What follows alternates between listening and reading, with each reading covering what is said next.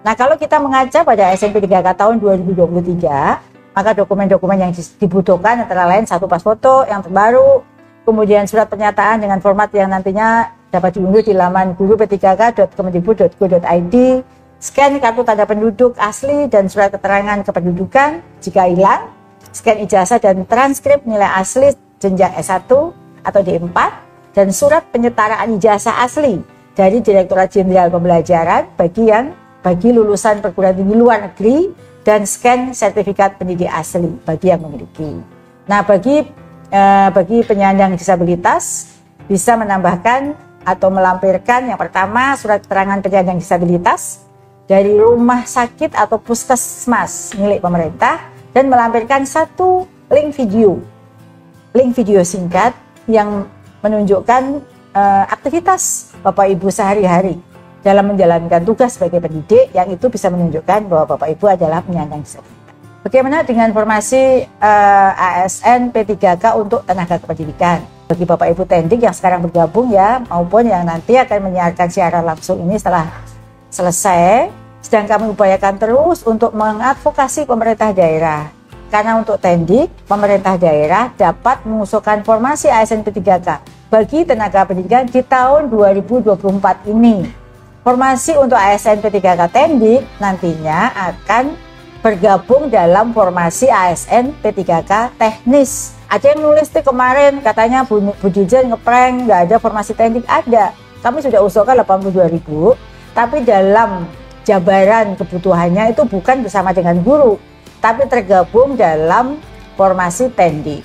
Dan namanya itu beda-beda ya, ada formasi tenaga administrasi sekolah, apalagi pengawas sekolah, yang nanti pengadministrasian umum itu ada jabarannya, dan tidak harus selalu S1, ada juga yang dibutuhkan D3, bahkan ada yang setara sekolah dasar. Kenapa lulusan prioritas tidak langsung mendapatkan penempatan? Nah, jadi jawabannya begini, kenapa sih yang prioritas tidak langsung mendapat penempatan? Karena penempatan didasarkan pada peta kebutuhan jabatan ASN P3K guru tiap tahun pada masing-masing instansi daerah.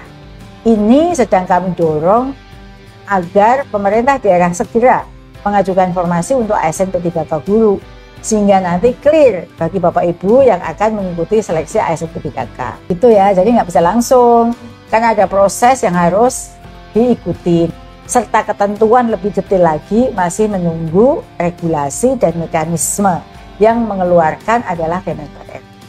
Bagaimana dengan kami kabupaten yang tidak mengajukan formasi ASN P3K 2024? Saya cukup prihatin ya dengan kondisi ini. Ada kebutuhan tapi Pemda tidak mengajukan. Namun bagaimanapun juga itu kewenangan mengajukan formasi adalah di Pemda. Sehingga kami sangat berharap Pemda mengusulkan formasi di tahun selanjutnya. Sepanjang kebijakan formasi ASN P3K ini akan dibuka. Hal ini sedang kami usahakan terus, seperti rakor yang sudah kami lakukan. Kami juga sedang mengadvokasi untuk ASN P3K guru dan Tendik. Jadi sebenarnya kami juga sudah ngobrol nih, karena begini ya, secara nasional kalau Pak Presiden tuh dan Pak Menteri kan mengumumkan ya formasi itu 2,3 juta. Secara nasional ternyata hingga ditutup formasinya sekitar 1 jutaan seluruhnya, dan di dalamnya ada formasi guru. Jadi memang seluruh Indonesia formasinya belum maksimal sebagaimana yang diumumkan oleh Presiden. Kami pun terus mengadvokasi apakah dimungkinkan jika sudah ditutup akan dibuka pembukaan berikutnya, dan itu kewenangannya ada di Kemenpan. Kami terus mengadvokasi agar daerah-daerah yang memang belum mengusulkan bisa mengusulkan kembali. Bagaimana nasib guru yang tidak terdata di BKN karena pembayaran gaji dari sekolah dan sudah mengikuti ujian 2023 berstatus P dan P3, apakah bisa mengikuti ujian dan diprioritaskan? Jawabannya ya, hal ini masih dalam koordinasi dan menunggu regulasi atau mekanisme yang akan diterbitkan oleh Kemenpan RB. Kami masih upayakan terus terkait dengan pendataan. Memang kami mengusulkan data yang digunakan adalah data Dapodik. Jadi kan memang ini belum semuanya terdata di BKN. Tapi usulan kami sudah diterima, kami sampaikan bahwa pendataannya menggunakan database di Dapodik. Sedangkan status P itu juga sudah kami usulkan. Regulasinya rujukannya adalah Kepmenpan yang menjadi dasar regulasi untuk seleksi ASN P3K. apakah P3K bisa melanjutkan studi S2 dengan beasiswa? Lalu bagaimana terkait pemberian tugas belajarnya? Misalnya yang sudah S1 mau S2 mau doktor, boleh-boleh saja. Sedangkan regulasi ASN melanjutkan studi dalam rangka meningkatkan kualifikasinya akan mengikuti regulasi Kemenpan RB yang berlaku. Apakah ASN P3K bisa naik pangkat?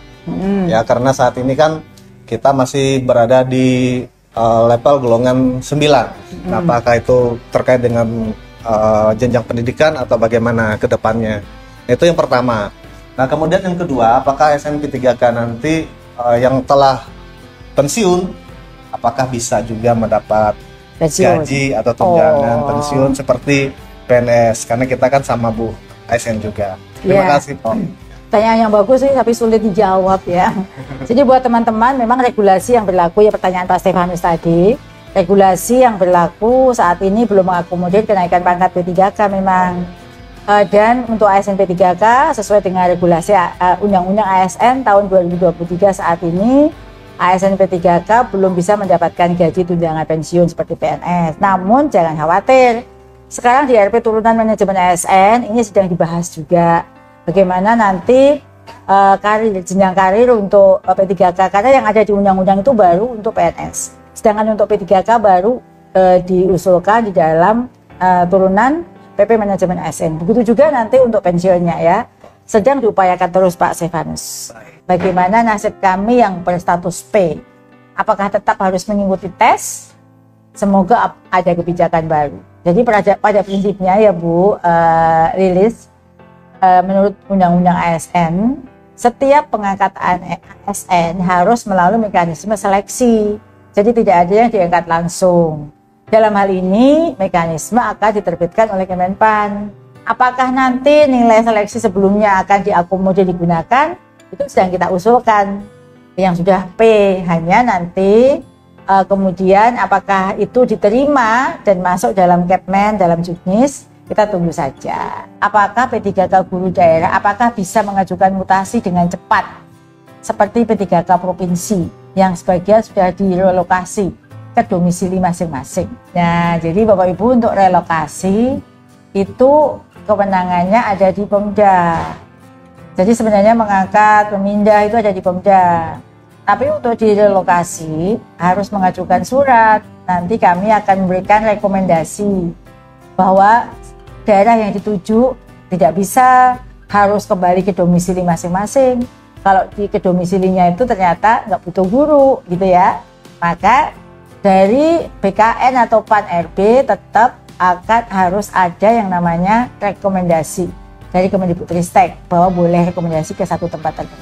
Izin bertanya Bu, bisakah ikut P3K lintas jenjang dari PAUD ke SD karena formasi TK tidak ada? Jadi jawabannya tuh bisa. Jadi kita tuh sudah ada edaran ya dari Dirjen GTK bahwa untuk guru P1 PG PAUD, guru PAUD itu sudah bisa mendaftar di formasi SD untuk kelas bawah. Jadi pada prinsipnya bisa sesuai dengan linearitasnya. Salah satunya ya tadi bisa menjadi guru SD, guru kelas. Izin bertanya Bu Nunu, apakah fresh graduate sarjana pendidikan bisa mendaftar PNS atau P3K? Jadi kalau untuk PNS yang lain, fresh graduate yang lain, kalau sarjana pendidikan mau ngelamar di jabatan yang lain mungkin bisa. Tetapi kalau fresh graduate sarjana pendidikan mau melamar jadi guru, pintunya harus melalui PPQ Prajabatan. Jadi kami kan sekarang sedang menyiapkan PPQ Prajabatan untuk menggantikan guru-guru pensiun. Dan hanya SPD plus PPQ Prajabatan yang bisa jadi guru. Tapi kalau mau daftar di formasi lain itu kebijakan masing-masing CF ya. Bagaimana Bu pendataan non-ASN di suatu daerah tapi tidak lama pindah ke daerah lain? Apakah masih bisa ikut tes P3K di daerah yang baru? Ya, jawabannya sepanjang masih terdata pada data non-ASN, calon P3K masih bisa mendaftar dimanapun Bapak Ibu berada. Itu loh keistimewaannya. Apakah guru swasta yang sudah sertifikasi dapat kesempatan untuk ikut P3K? sedang dalam koordinasi dan menunggu regulasi atau mekanisme yang akan diterbitkan oleh Kemenpan RB. Tahun 2023 ini boleh ikut, tetapi ada izin dari yayasan.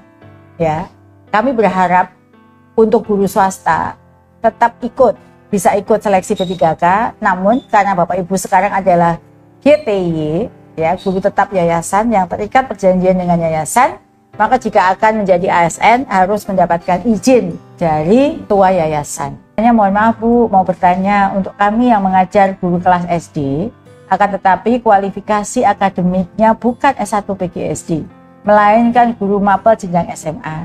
Apakah kami harus kuliah lagi? Kalau mapelnya itu, mapel SMA itu apa? Kan banyak ya, bahasa Indonesia, kemudian matematika, gitu itu kan diajarkan di SMA ya. Tapi itu kan sebenarnya linear untuk guru kelas, sebagaimana dalam SE Dirjen GTK nomor 2901 tahun 2023, maka Ibu tidak perlu kuliah lagi atau sertifikasi kembali. Kalau Ibu sudah punya sertifikat matematika SMA ya, sekarang aja di SD itu sudah bisa linear. Jadi ada linearitas ya Bu. Selamat buat Ibu, jadi nggak perlu lagi ikut kuliah atau mengambil sertifikat pendidik lagi.